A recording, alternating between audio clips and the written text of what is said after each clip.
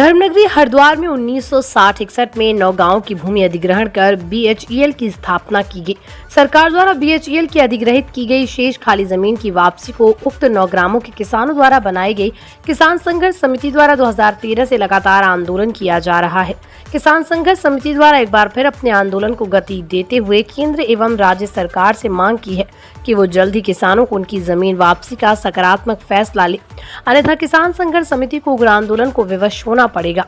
बुधवार को किसान संघर्ष समिति द्वारा हरिद्वार प्रेस क्लब में प्रेस वार्ता कर केंद्र एवं प्रदेश सरकार से मांग की है कि वो किसानों के द्वारा 1960 से बीएचईएल के कारखाने के निर्माण के लिए दी गई 9 गांव की 8000 एकड़ जमीन में से खाली पड़ी 5000 एकड़ जमीन को किसी अन्य को न देकर जिन किसानों से जमीन अधिग्रहण की गई उन्हें ही लौटाई जाए।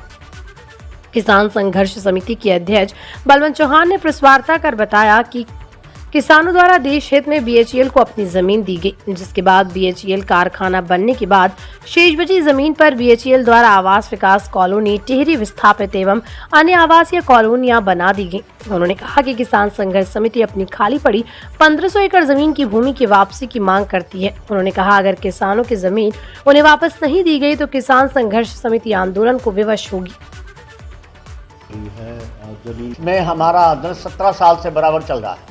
बीच में कोरोना काल में 2 साल तक कुछ हमारा ढीला पड़ गया, उसमें मीटिंग नहीं कर सकते, कोई सभा नहीं कर सकते, आंदोलन नहीं कर सकते, इसलिए वो करा। अब आन का हमने फिर उसमें हुंकार भरी और अब फिर उसी स्टेज पर पहुंच जाएंगे जब पहली स्टेज पर थे। हमने देहरादून तक, दिल्ली तक हला रखा था और वही प्रक्रिया हम फिर चला देंगे। इतना हमारा हक नहीं मिलेगा, इतना आंदोलन बराबर डटे रहेंगे। कितनी ज़मीन है ये?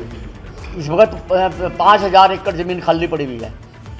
सरकार भी मान रही है इस बात को कि 4457 एकड़ ज़मीन खाली पड़ी। हम उसको केंद्र से मांग रहा कि ये ज़मीन हमें दे दो। इनका विचार है कि इसे लेकर भूमि ये क्या नाम है टिहरी विस्थापित या पहाड़ों को इनको ज़मीन दी जाए फ्री में। अरे जो अंदर हम किसान इतने मर रहे, हमारी ज़मीन करोड़ के भाव गई ही। हमारा आज तक एक 15 बीघे का हमने एक वो मांग किसान भवन के लिए ज़मीन मांगी, हमें वो तक नहीं दी और बाहर के लोगों को दे रहे, जबरदस्ती कमा रहे। शिवालय के नगर में बसपा कार्यालय के पीछे 25 बीघे ज़मीन है, 30 बीघे, उसमें हमने पूरा आंदोलन किया और डटे रहे कि वो भेल प्रशासन शासन ने मिलजुल का 25 की 25 कॉलोनी काट कर वो कर दिया। तो ये बताइए कितना अन्याय है। काश्तकारों की ज़मीन ये थोड़ा ली थी कि बिजनेस के लिए, काश्तकारों की ज़मीन कारखाने के लिए गई थी, आवास के लिए ली गई थी कि बिजनेस के लिए ली थी। अब यह काश्तकारों की ज़मीन लेकर बिजनेस कर रही सरकार, ये भेल प्रशासन बिजनेस कर रहा। बिजनेस करने के हम नहीं होने देंगे। अब हमने हुंकार भर ली, दोबारा फिर चाहे कुछ भी हमें करना पड़े, हम बराबर डटेंगे और अपना हक लेकर ही रहेंगे। जमीनें वापस किसानों को दी जाए, किसानों को दी जाए। जब आप किसी को बांट रहे तो किसान हकदार है इसका।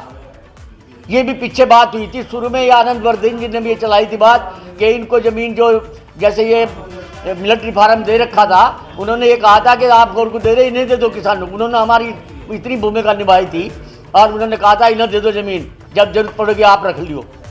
उन्होंने बहुत पूरी वो करा था हमारा। और ये कहा था कि भाई जब किसानों का पहला हक है तो किसानों को दो।